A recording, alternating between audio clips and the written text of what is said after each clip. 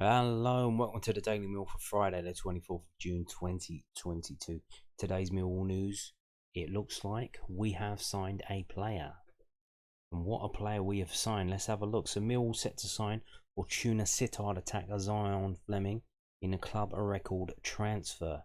This is from londonnewsonline.co.uk, but it is not only here, it is all over the place about this transfer happening. So it seems to be a done deal.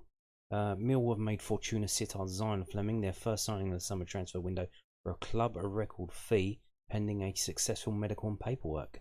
The 23-year-old who plays in the number 10 role but can also operate up front flew into the UK today to finalise the move for an undisclosed 7-figure fee. Dutch media have claimed that Flemming has signed a deal until the summer of 2025, but Millwall have a policy of not announcing the length of contract. The Lions had agreed terms last week, but there was a delay in wrapping up the switch due to Flemming being away on holiday. So they knew all the while that it was going to happen, and we were just gnashing our teeth and pumping our fists. And the club knew that this was happening, and they couldn't say anything because they can't let the cat out of the bags. But this was agreed last week. They have been extensively scouting the player for the last 18 months. The former Ajax Academy player had interest from UK clubs and also one that will be competing in the Champions League last season, but the South Londoners have won the race for his signature. I think that was Werder Bremen were interested in him. Forest had previously looked at signing Flemming after an excellent 2020-21 campaign saw him score 15 goals and 7 assists. He was also linked with Huddersfield in January. Last season he again got double figures for goals, 10 and 4 assists despite Fortuna ending a struggle which saw them finish 15th out of 18 teams in the Eredivsie. Flemming had publicly expressed his interest in signing for Millwall in January. The Lions are in need of attacking reinforcements after seeing Jed Wallace sign for West Bromwich Albion, while Oliver Burke and Benik Afobes have both returned to their parent clubs following loan spells. So yes, the Dutch media were the first ones to break it. This is the story that was I saw first being shared around today. So this is from De Limburger, which is the province that for Fortuna Sittard. The city of Sittard is in Limburg province, which is in the southeast of the Netherlands. And this is behind a paywall, but if you look on the right, it says something about Yilmaz signing for Sittard. So they already signed his replacement. So this came through, it says 4:14, but that's foreign time. English time 3:15. This was the first news story that had it, I believe. Fortuna sells Flemming to English Millwall and receives one of the highest transfer fees in club history. Zian Flemming makes the switch from Fortuna Sittard to the English Millwall FC, which plays in the second level. The transfer reportedly involves an amount of £2 million, about 2.3 million euros. And then it goes on, you have to pay. Well, I'm not paying, no offence, but... And it seems that the deal is done. So this came through at 9 PM tonight. We have an announcement from Richard Corley. So Zian Flemming is done. It's done. We have signed him. Medical passed and all the paperwork completed. Official announcement tomorrow. New club record transfer. £1.7 million. Yep, and I think if you're looking for a song, there's only one option for a song for Zian Flemming.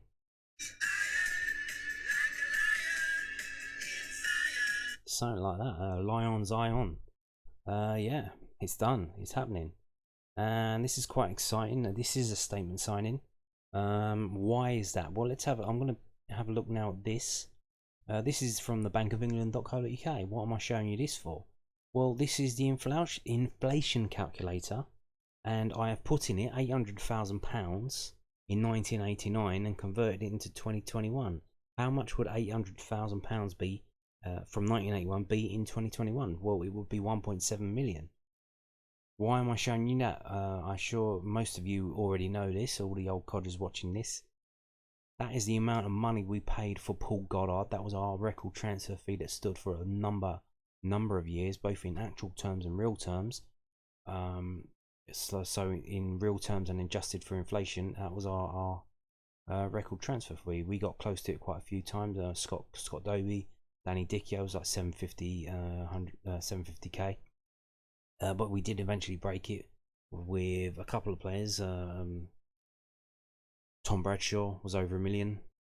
Conor Mahoney, I think 1.1, and Ryan Leonard was like 1.2, 1.3, something like that. So, but when you adjust for inflation, that record transfer fee today would be £1.7 million, which is what we have apparently just paid for Zian Flemming, according to Richard Corley of the South London Press. So this is up there with the most amount of money we've paid for a player. It is the actual record transfer fee in terms of actual money, 1.7 million. But in terms of adjusting for inflation, it's the same as the Paul Goddard fee, which hopefully we don't get the same result for that, because that was an absolute disaster of a signing. We signed a striker who couldn't score, so hopefully that doesn't happen again. But you never know, because you've got the culture clash, player coming from abroad to this country. Can he adjust? Can he adapt? He's 23. He's going to be 24 in August. He is a very good player. Now we've seen recently Dutch players doing quite well. There seems to be a flavour of Dutch going through. Manchester United have just signed their new manager's Dutch or something like that. So that's happening. That is happening. It's in the ascendancy, Dutch football, it seems. So let's have a look at who we are getting. Zian Flemming. I made a video about him before when we were linked with him in January. But let's have a little catch up. So this is the stats from WhoScored.com. This is from the Eredivsie last season. These are the highest rated players. So the players are rated by rating on the right hand side. So there's the top 10 players. He's not there. These are mostly, so there's the best player is a final player. Then we've got Ajax, PSV Eindhoven, and AZ Alkmaar. But if we go onto page 2, in number 13, from a team that finished 15th in an 18-team league, Mr. Zian Flemming, of a rating of 7.34, we have signed the 13th best player in the Dutch league last season. Now, you might think, well, whoop-de-doo, but we're Millwall. We finished, where did we finish? 9th in the Championship last season.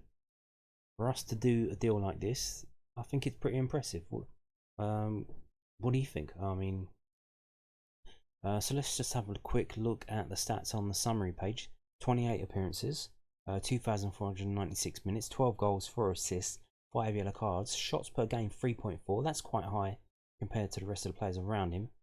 Passing success percentage of 70.2, so doesn't have a good passing ability. That's kind of worrying. Man of the match 5 times. Okay, he wins 2.6 aerials per game. That's pretty decent. So let's have that. Shots per game is quite high. Let's have a look at that and see where he is in the league with that. Wow, he is 3rd in the league for shots per game. Now, if you notice, he hasn't scored a lot of goals. You see down here we've got Sebastian Haller 3.2, but he scored 21 goals from that. So Zian Flemming shoots a lot. So what happens to those shots? Are they on target? Do they get ballooned up? If you're in a south stand now and you're behind the goal, do you have to watch out whenever he's on the ball and rather avoid looking at your mobile phone, because you might end up getting a ball in your face? Is he one of them? Shoot often, shoot early, and plant the ball in the crowd with the occasional goal. But again, so he's playing for Fortuna Sittard. He's their best player by far for the team that finished 15th in the league. Shots per game, if he's taking all the free kicks and the penalties, that's going to bump up his shots per game if he's the free kick taker. So that might be why that's not like that, and that might be why his goals aren't that high. They're probably not shots from open play. Just saying that, I don't know. This is the thing, you can only see so far with stats. You got to look at the videos, and not only that, look at the actual games as well. You got to go and see what the hell is going on. So let's have a look at his personal record, as we've just seen. Start going through it. Not much there defensively to look at. Offensively, so that's pretty basic as well. Unscheduled touches is quite high, 2.6 per game, so that basically is poor ball control. But that's probably up there with what Jed Wallace's was, because like Jed was trying to do certain things, certain flicks and whatever, so that's similar to him. Passing wise though, the pass success percentage is quite high now. That is, well, I mean, quite low, but is that worrying? I don't know. So he was in a team that finished 15th out of 18 teams in the league. Were his teammates not all that? Was he trying to pass to people and they weren't very good at getting them on the passes? That could be down to that. You never know. If we scroll down and have a look, so here you can see 13 games he played up front, 7.36 rating from that, 5 goals, 3 assists. 12 times he played as an AMC behind the attacker, 12 appearances, 7 goals, 1 assist, a rating of 7.52, and he's actually played as a centre midfielder, and that didn't do well there. 6.53. He has all of these strengths that you can see on there. Long shots, very strong. Aerial duels, finishing, direct free kicks. So he was taking the free kicks. Headed attempts, holding on to the ball and blocking the ball, very strong at. He likes to dribble. He does not dive into tackles, but he commits fouls often. That might be good in terms of breaking away if he commits them higher up the pitch. We don't want to be giving away fouls in our area. Weaknesses, passing, as we've just seen. But like I said, that might be down to the team's mates that he's playing with.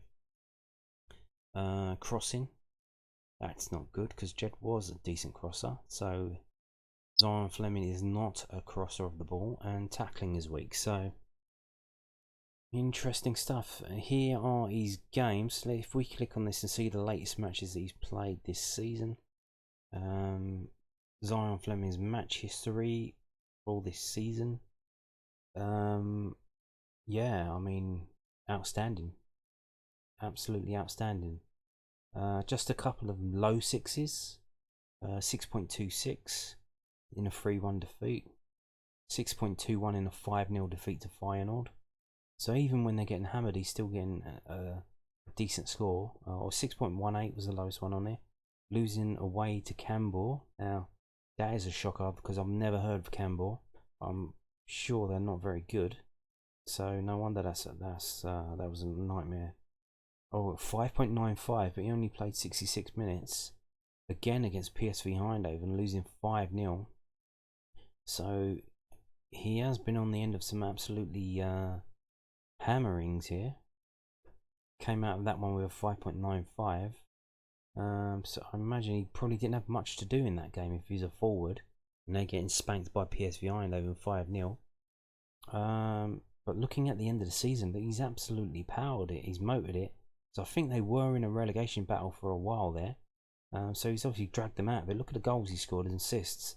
Man of the matches. He's got 3 man of the matches from what, the FC Utrecht game there, going down. 8.04, 7.95, 7.95, 7.2, 8.72, 8.6. And he's got, what is that? 1, 2, 3, 4, 5, 6 goals in 7 games. And 1 assist. I mean, blimey. He's an absolute belter to the end of the season. Did he know he was leaving? I assumed maybe he did, and he wanted to put on a show for the fans before he was leaving, or put on a show to the teams watching, saying, "Come and get me, because this is what you can get." So hopefully we do get some of that. Was a bit slow at the start of the season. He's got bits and pieces throughout the season, but then at the end he's just absolutely powered it. Hopefully he does the same for us. Like I said, Richard Corley says the Dutch press are reporting a 3-year deal. So you would imagine, no offence to Millwall, but this is a stepping stone and a gateway. for Zian Flemming. If he wants to play in the Premier League, come into Millwall and play. Come into Millwall and perform. You'll get to the Premier League pretty soon. I mean, teams will be knocking down the Millwall's door for you if you're performing as good as you did for Fortuna Sittard for Millwall. You'll get your Premier League move pretty soon. Maybe even get into the Premier League with Millwall. That would be fantastic, wouldn't it, everyone? So there you have it. Zian Flemming, Ion in Lyon and Zion. Yeah, fantastic. And we've signed a player apparently. Deal is done. According to Richard Corley, Zian Flemming is done. Done at 9 PM, so that's why they didn't announce it, but it is done. 1.7 million, a 3-year deal. I think this guy is he's a bit of a star. He's a bit of a flash geezer. So hopefully that 1.7 million, it's not going to be a millstone around his neck. It's going to be a crown that he wears on his head, saying, "I'm the fucking top dog. I'm worth 1.7 million. Let me show you how it should have been more. Let me show you." I think that's what we're going to get, hopefully, because we do need a bit of that now that Jed Wallace has left. And it would be interesting to see in that game now, Zian Flemming versus Jed Wallace when we play West Bromwich Albion. Who does more? Who does better? And that might be a way to motivate Mr. Zian Flemming to get him to perform. This is the geezer you replaced. Let's see what you can do. So that's not only that news today, big news, obviously, signing a player after such a drought, such a good player that we've signed, but we had the announcement of the new home kit. They launched it today. Cheeky buggers. They knew they were signing the player probably, and they launched their home kit. So here it is.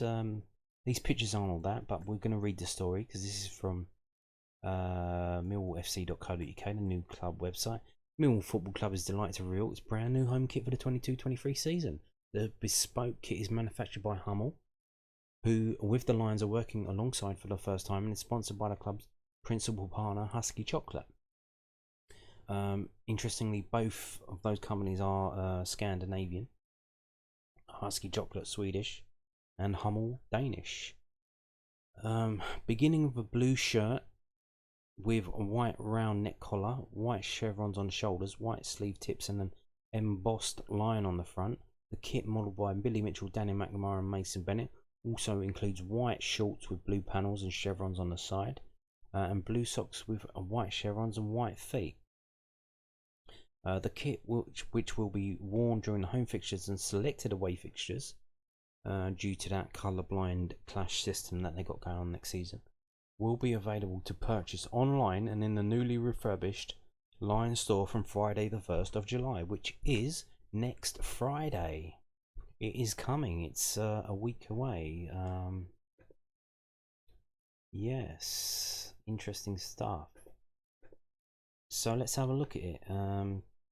There you can see, but the pictures aren't the best. There are other pictures going around and we're going to look at them. This is from a website called footballkitnews.com. Indeed, football kit news for all those people who love football kits. Here you go, there it is. There's a close-up of the roaring lion and heads embossed massively behind the Husky logo and the Hummel logo and the lion's badge. There you can see it. So we're not going to read the words, we're just going to look at the pictures. There you can see the chevrons aren't that intrusive. I was worried about the chevrons because some kits have them all down the sleeves. Now we don't. This is the short sleeve version. The long sleeve version, will they have the chevrons all the way down the sleeve? I certainly do hope not. I don't buy the long sleeve versions unless I have an option, unless I'm forced to. But this, not only that, you can see the light coming off it. It looks like kind of like what do you call it? Shiny, but not what do you call it? Sheen. Like if you touch it, it's like a satin style, silky style, like smooth to touch, not rough. Some people have mentioned about the collars and cuffs not matching. The collars are just pure white, and the cuffs are pure white, and the collar's got like a blue band around the top. Maybe they thought The collar should have been like that. The cuffs should have been like that as well. The shorts aren't that bad. They look pretty decent. The socks though, with the chevrons at the front, not a big fan of that. Really not. But who buys the socks? Do you buy the socks? I don't buy the socks. I buy the shorts and the tops sometimes. So there's another close up of that lion. There it is better. You can see. Looks very good, doesn't it?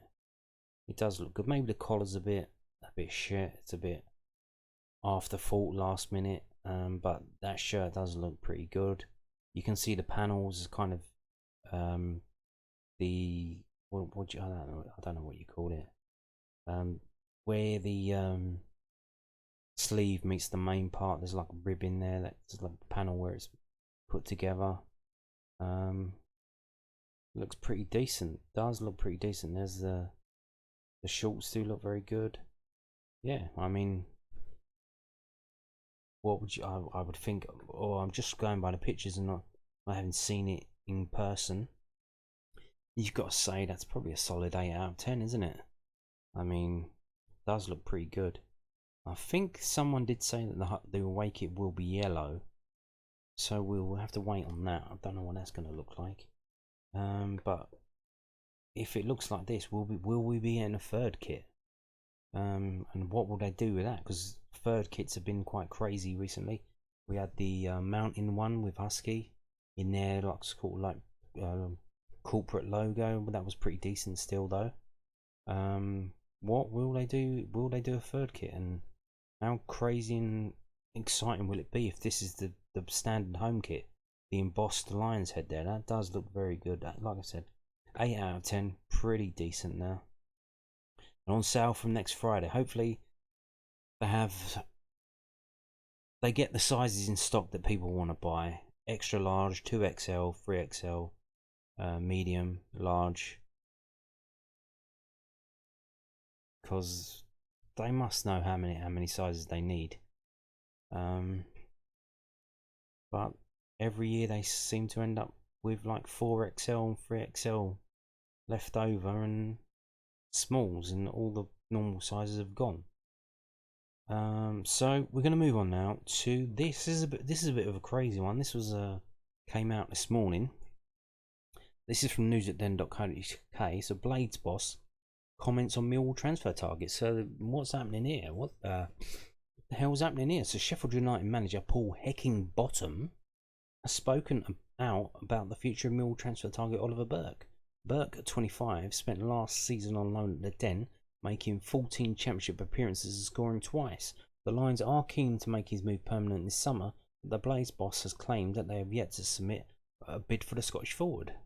I've spoken to Gary and Berkey about it, but he's our player, Heckingbottom told the media in Sheffield.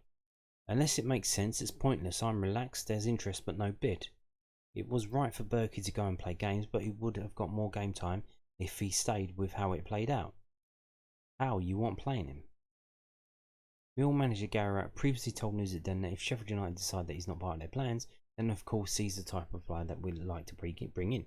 The Lions had also been keen to bring former loanee Benik Afobes back to Bermondsey, but reports claim that he's set to join Belgium champions Club Brugge. Well, there is an update on that, and we'll get to that in a minute. But what's happening here? So they haven't bid for Burke. So what have they said? What's happening here? Sheffield United have apparently said to Burke that he's available for transfer. So what's happening? Has Gary Rowett spoken to Oliver Burke, but not to Sheffield United?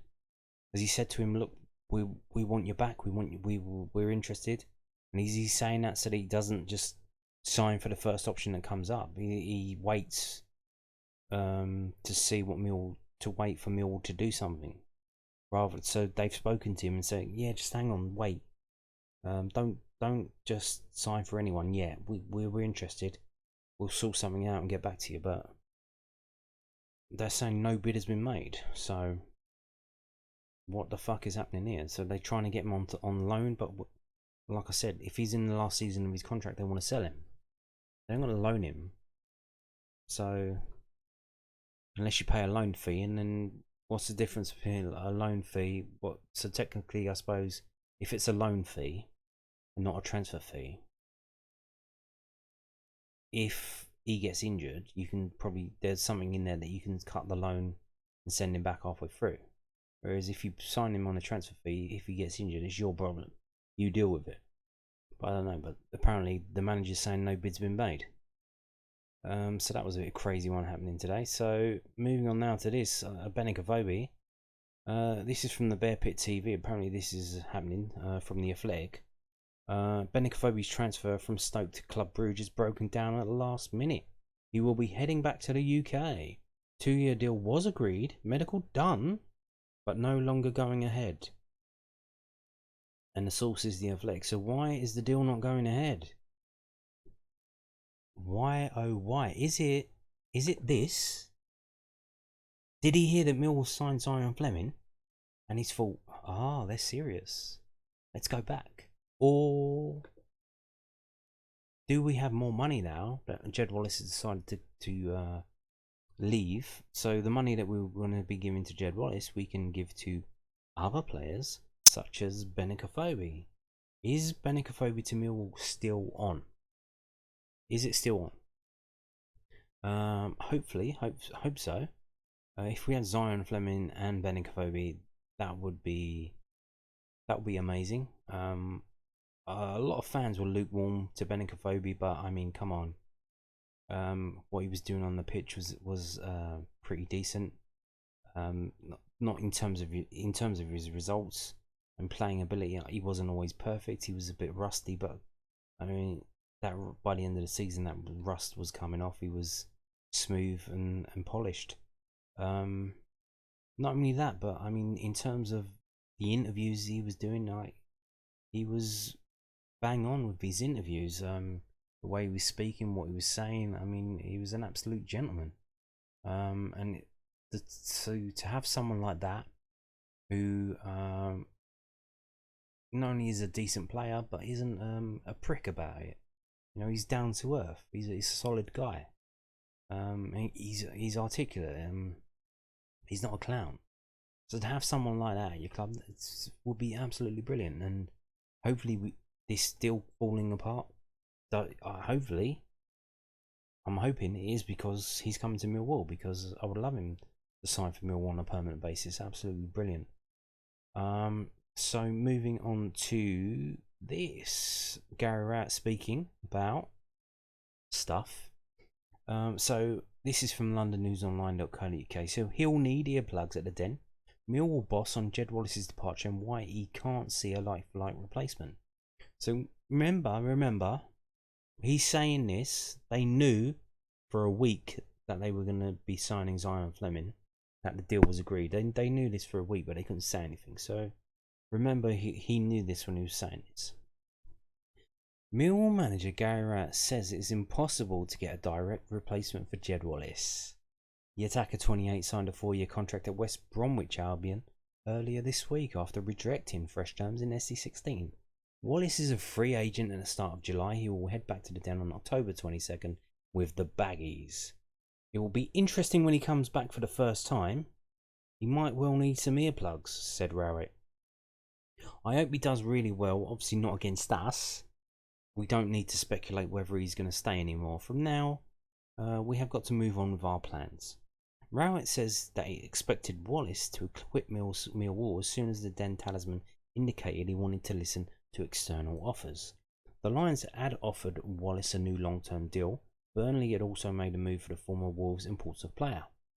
I think the fact they wanted to see what options were out there realistically usually means the player wants a new challenge and to see if a new challenge is out there for them, said Rowett. While Jed didn't give us a definitive decision, it was always quite clear he wanted to see what was out there. It's hard to be too critical of anyone out of contract looking to do the best for their career, their future or their family. Everyone has different motivations. I'd have liked him to stay, but it also gets to the point where we have to move forward. And we have to do that in a slightly different way. It was clear to me earlier in the summer that that was what we'll probably have to do. Wallace has been the main creative outlet for Millwall in their recent championship campaigns. I don't think you can replace Jed like for like, said Rowett. He is quite a unique player with quite a unique style. Jed is a team player, but he is also very individual as well in the way he plays. He plays with a freedom and he plays quite loose at times on and off the ball, because that's what we've needed him to do to get the best out of him. What we have to do is try and improve the team in all aspects of it. So that may be we are a bit tighter as a unit and as a group, and we do things with a bit more synergy.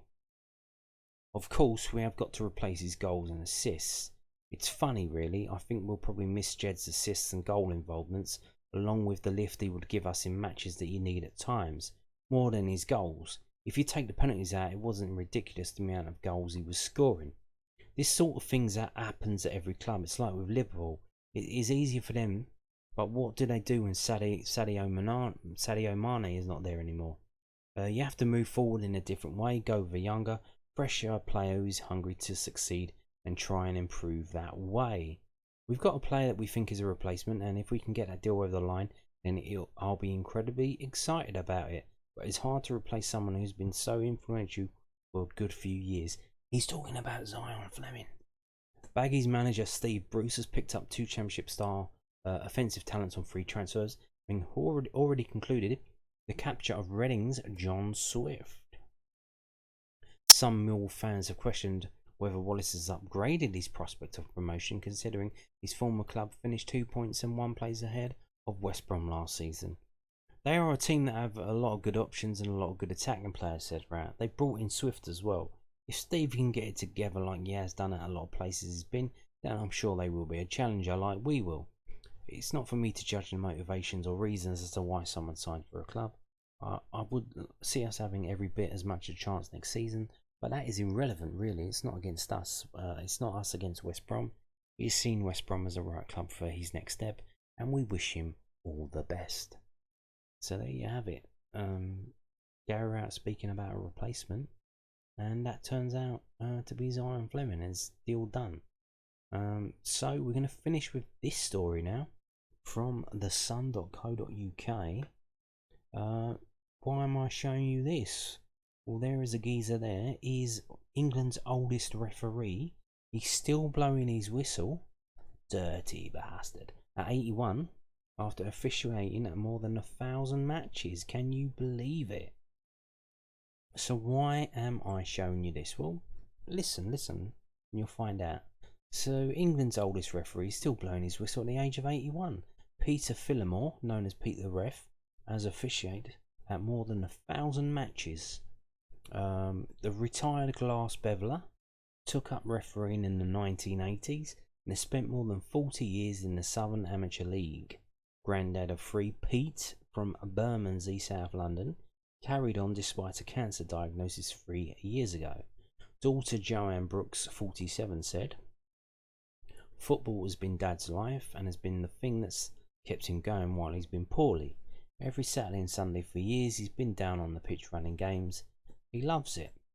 And she added, outside of his family, football and refereeing has been his biggest thing, his absolute passion. Dad has only ever wanted people to enjoy themselves and enjoy everything this amazing sport has to offer. And the Amateur Football Alliance recently honoured Millwall fan Pete with a long service award and a standing ovation. So this geezer here, the oldest referee in English football, is an 81-year-old Millwall fan called Pete Phillimore. Pardon me, sorry Pete. So there you have it. 81 years. He looked good for 81, doesn't he? But there you have 1,000 games, 1,000 matches. Amazing stuff, absolutely amazing. So there you have it, Millwall fan. Would you believe it? Good luck to him. Maybe the club can do something as well. I don't know if it's something that they're interested in. But we'll see. Interesting stuff there. I'll tell you what, maybe, I don't know what he's like, maybe they can get him on that podcast. I mean, if he's had 1,000 games in long league football, I bet he's got some bloody stories to tell. Some crazy stuff goes on in non-league football. For him to play 1,000 games, I mean, that's I bet he's had some tales to tell. So yeah, and on that note, thank you for watching, and goodbye.